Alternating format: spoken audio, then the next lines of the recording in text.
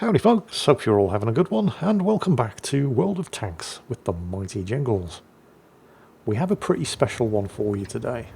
First of all, this is tank mode on in the original Soviet Tier 10 heavy tank, the IS-7, in this Tier 10 standard battle here on the Pearl River map. Not quite sure about his choice of camo, I have to say. It is making me want to claw my eyes out of my skull, but, well, I quite like the Tokyo Game Show camo in World of Warships, so who the hell am I to judge? That does probably actually look worse than this. Plus, doggies, so, you know, it's got that. So what's so special about today's battle? Well, you're just going to have to wait to the end. I mean, it's a pretty good battle. There's gold ammo flying everywhere, of course. It's a Tier 10 battle in World of Tanks. The entire game's economy is based around gold ammo, so you don't have to like it, but complaining about it is kind of pointless. But Jingles, you complain about gold ammo all the time. I don't. I laugh my ass off when I see noobs using gold when they absolutely don't need to. I mean, you know, it's their money, so waste it if you wish. But I accept that it's part of the game and it's not going anywhere. Anyway, battles warming up.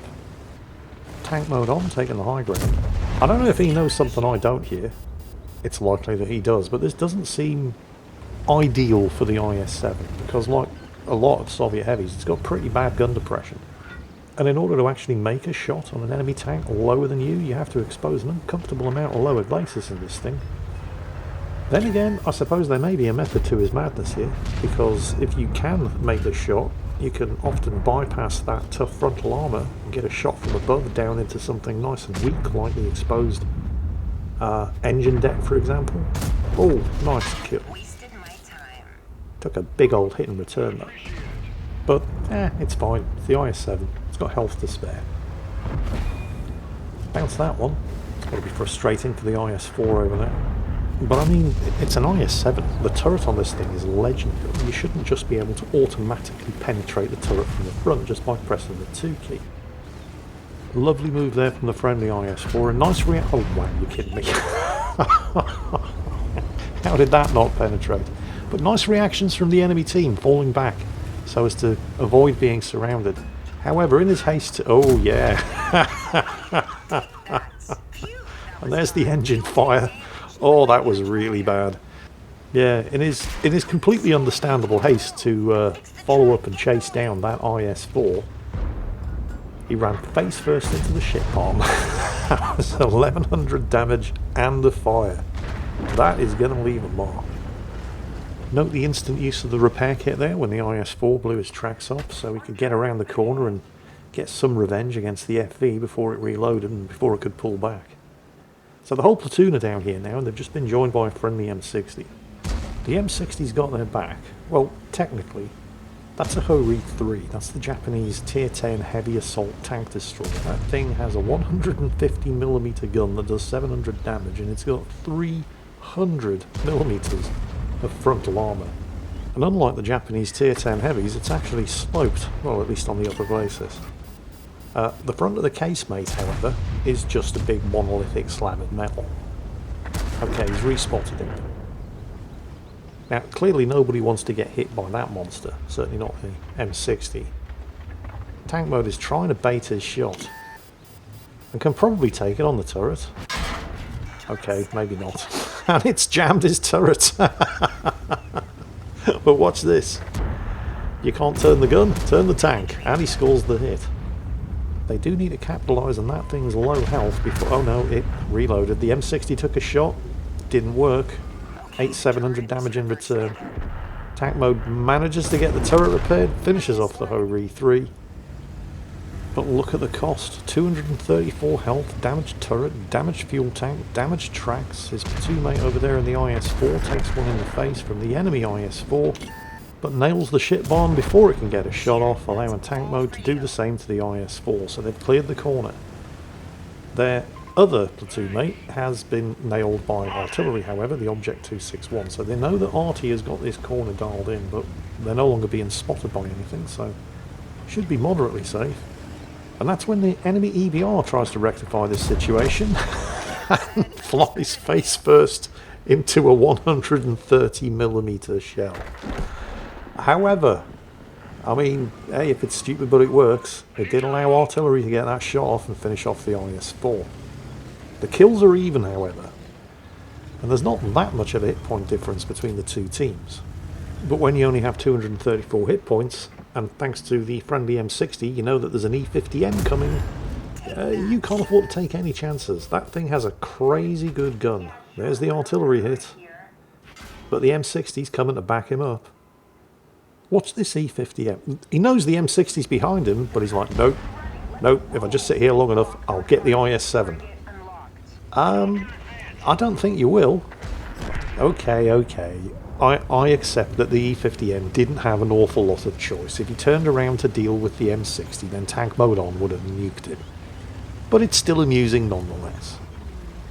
Tank mode on, getting himself into artillery cover there, because he had been spotted by the E50M, of course. And he did take one artillery hit, and now he's on 138 health. They are up by one kill, but he's on 138 health.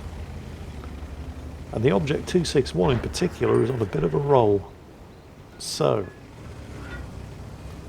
reasonably sure that there's nobody left on the enemy team down this side of the map, other than the artillery. The M60 just nailed the AMX-50B. They still have an IS-7. It's been a while since he was spotted. And the Object 268 is being countered by the friendly Object 268. I mean, that's a fight that could go either way.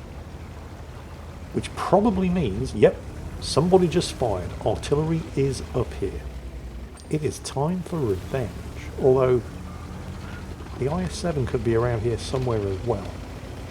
Wouldn't do to get spotted and ruin the surprise. Note that he's careful not to go through the cap circle and give away the fact that somebody's coming.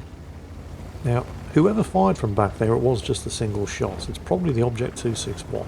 The other enemy artillery, the Batchat 15558, is an autoloader.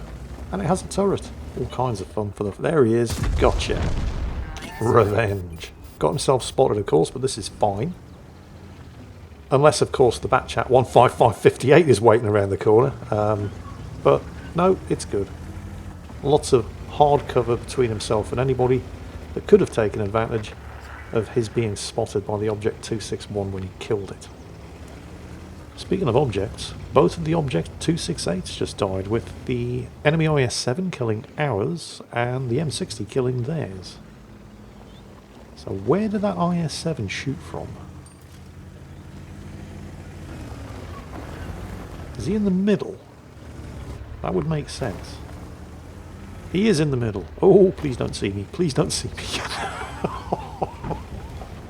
Right. Okay.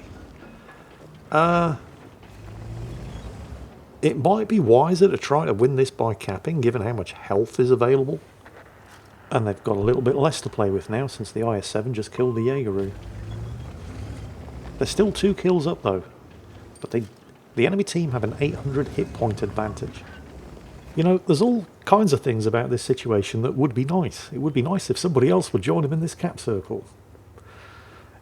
It would be nice if the enemy IS-7 would just stay in the middle of the map and not try to win. And if he is coming, it would be nice if there was somebody in a position to spot him. You can't have it all, though. So while the M60 is not joining tank mode in the cap circle, he is in a position to see what the enemy IS-7 is up to. Although, unfortunately, it doesn't appear that anybody's in a position to shoot him as he's crossing the open ground. Here comes the M60. Okay. Well, the M60's got the health, but he doesn't have the armour. Artillery took a shot, don't know if it hit. Either way, the enemy IS-7 probably still has about 2,000 hit points. The enemy IS-7 knew that somebody was in the cap circle, and now he knows that somebody isn't. So that might... Yep, sure enough, here he comes. Missed. Oh shit. The M60's going around. Smart move, he has enough health that he probably isn't going to get one-shotted. But he does get set on fire. And, oh no. Oh, this is all going horribly, horribly wrong. The good news is that when he was unspotted, artillery did hit him for about 200 health. The bad news is that all of these follow-up shots from the friendly Batchat 15558 seem to be missing. And now it's reloading, so this is all down to tank mode. He should be able to get a good shot into its underbelly as it crests this ridge, however. Oh shit, it's going death from above. Oh. Okay, you have to give it to the enemy IS-7 for going for the style kill there. But then he gets finished off by the Object 261. And now it's 2 artillery versus 1. Remember, the Batchat 15558 is highly mobile, it's really fast, it has a turret, and it's an autoloader. The Object 261 hits, I mean, technically yes, the Object 261 does hit harder, but when you're talking artillery versus artillery, I mean, they're all one-shot kills for each other. So, the Batchat's going for the cap circle. The Object 261, at the moment at least, is way too far away to be of any immediate assistance. This isn't ideal.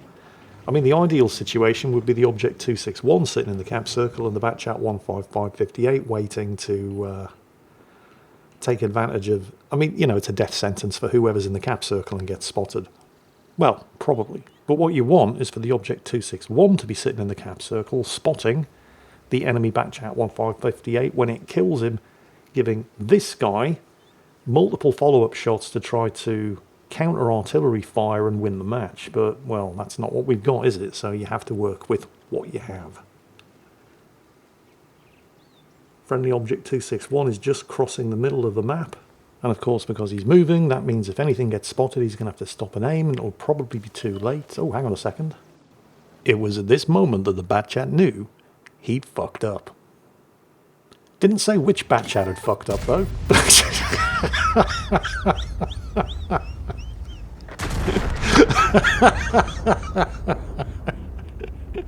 How do you fuck that up?